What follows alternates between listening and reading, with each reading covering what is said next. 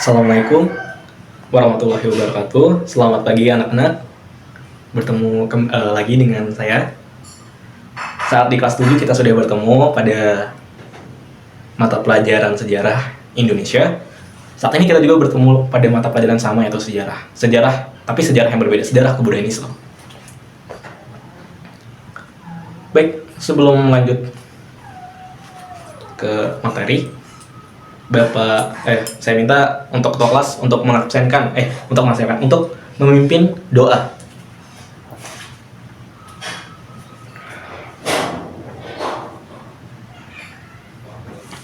Baik, Bapak absen. Ananda, Adini, Beli, Bakery, Tegar, Yanto, Tesi. Oke. Zainuddin. Oh, nggak masuk Zainuddin. Oke. Zainuddin tidak masuk pada pertemuan pertama. Sepertinya sudah hadir semua ya. Yang tidak masuk hanya Zainuddin.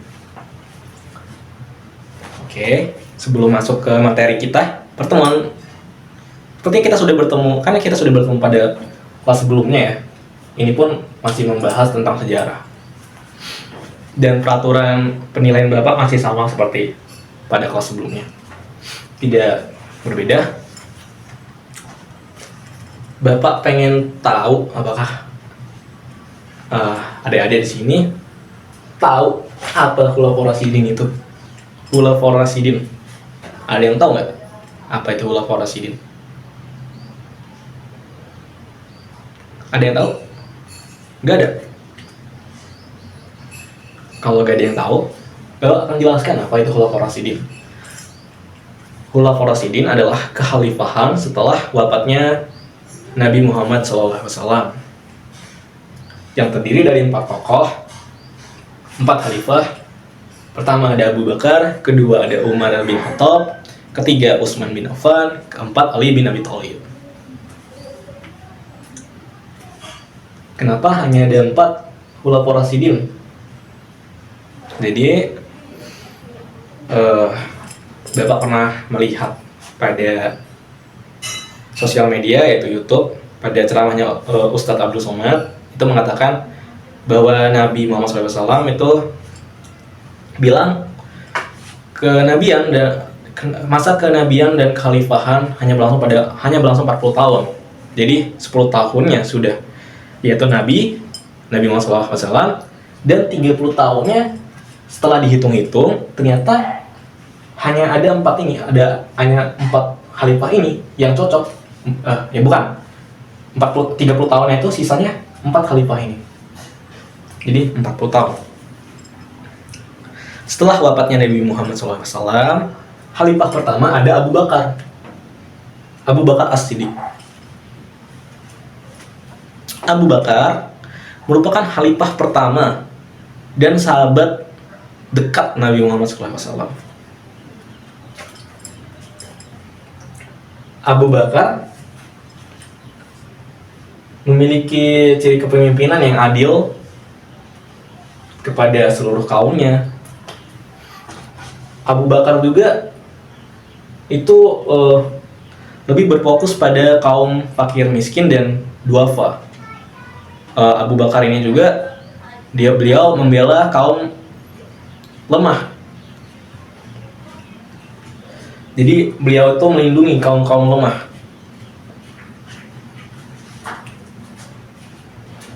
Abu Bakar juga yang menyusun mushaf ayat-ayat Al-Quran yang tersebar ke berbagai wilayah, dijadikan satu, yaitu dijadikan ke dalam satu buku kitab, yaitu Al-Quran. Beliau juga yang menyusun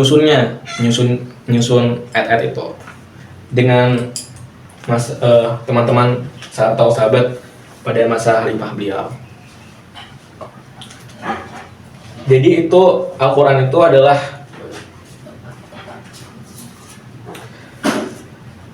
salah satu kontribusi beliau yang monumentalnya ada sampai sekarang.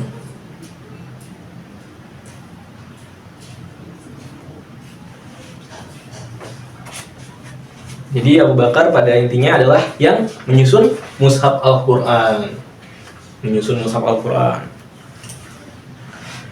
Lalu setelah Abu Bakar As-Siddiq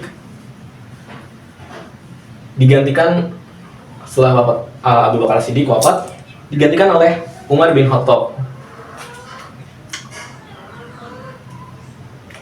Umar bin Khattab sebelumnya adalah orang yang melawan Islam, karena sebelumnya Umar bin Khattab ini bukan orang Islam. Jadi Umar bin Khattab ini adalah salah satu tokoh yang kuat, dalam bulat kuat, sangat berani dan tidak terkalahkan pada saat itu, pada masa itu. Umar bin Khattab ini pada intinya kuat sekali lah beliau ini.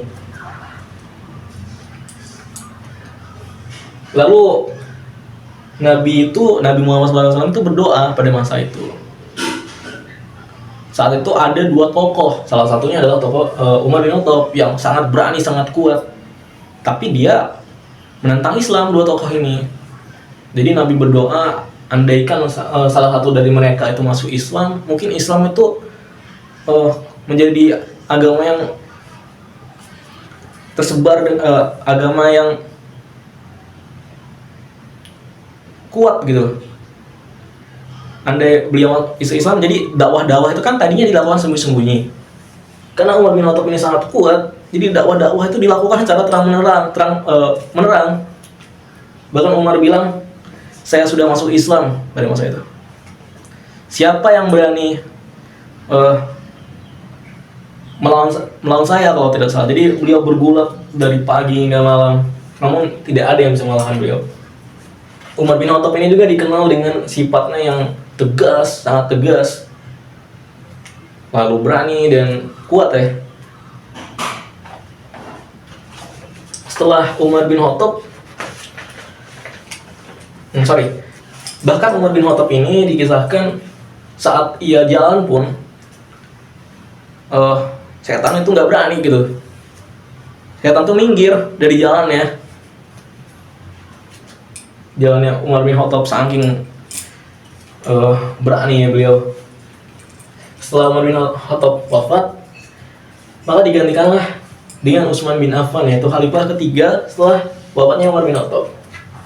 Utsman bin Affan ini dikenal sebagai sebagai khalifah yang kaya.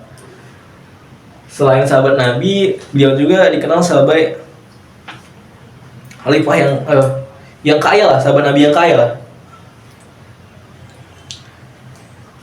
Utsman bin Affan ini adalah yang memperluas penulisan mushaf Al-Quran ke berbagai wilayah.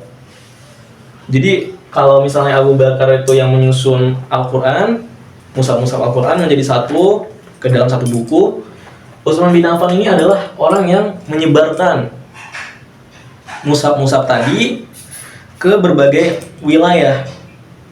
Dan Utsman bin Affan juga aktif dalam pembangunan seperti infrastruktur dan masjid, pembangunan sarana infrastruktur dan masjid untuk meningkatkan kesejahteraan masyarakat. Jadi Utsman bin Affan ini menggunakan hartanya lah untuk membangun masjid, membangun fasilitas umum. Tujuannya itu tadi, untuk menciptakan lingkungan dan agar wilayah tersebut menjadi sejahtera gitu. Jadi selain Utsman bin Affan ini kaya, hartanya tuh didistribusikan hanya kepada Islam, hanya kepada tujuan-tujuan yang akan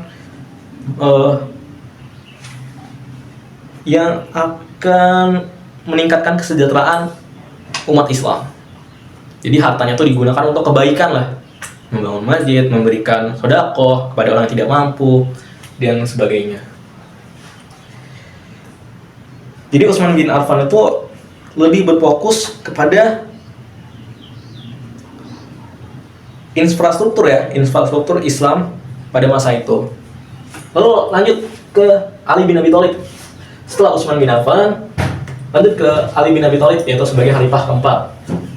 Kalau Ali bin Abi Thalib mungkin udah sering ya didengar pada teman-teman bahwasanya Ali bin Abi Thalib ini merupakan menantu Nabi Muhammad SAW,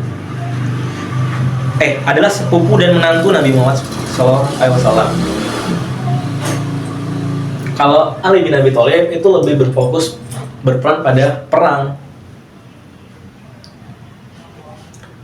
peperangan dan penyebaran Islam. Jadi saat itu penyebaran Islam itu dilakukan dengan peperangan. Nah, Ali bin Abi Thalib ini memastikan bahwa kebijakan yang diambilnya itu selaras dengan nilai-nilai Islam. Kepemimpinan Ali bin Abi Thalib itu dicirikan oleh keberanian dalam membela kebenaran dan keadilan serta komitmennya terhadap kesejahteraan umat. Sebenarnya untuk membahas 4 khalifah ini memerlukan waktu yang banyak. Namun karena kita hanya memiliki waktu yang sedikit, mungkin kita akhiri saja pembahasan ini, dan Bapak akan memberikan tugas untuk dikerjakan di rumah kepada adik-adik agar lebih paham tentang apa itu Khulafaur Rasyidin. Dan materi selanjutnya setelah Khulafaur Rasyidin adalah masa Bani Abbasiyah. Baik, apakah ada pertanyaan dengan materi yang kita bahas? Kalau tidak ada, Bapak cukupkan. Tidak ada pertanyaan? Baik, jika tidak ada, Bapak akhiri. Wassalamualaikum warahmatullahi wabarakatuh.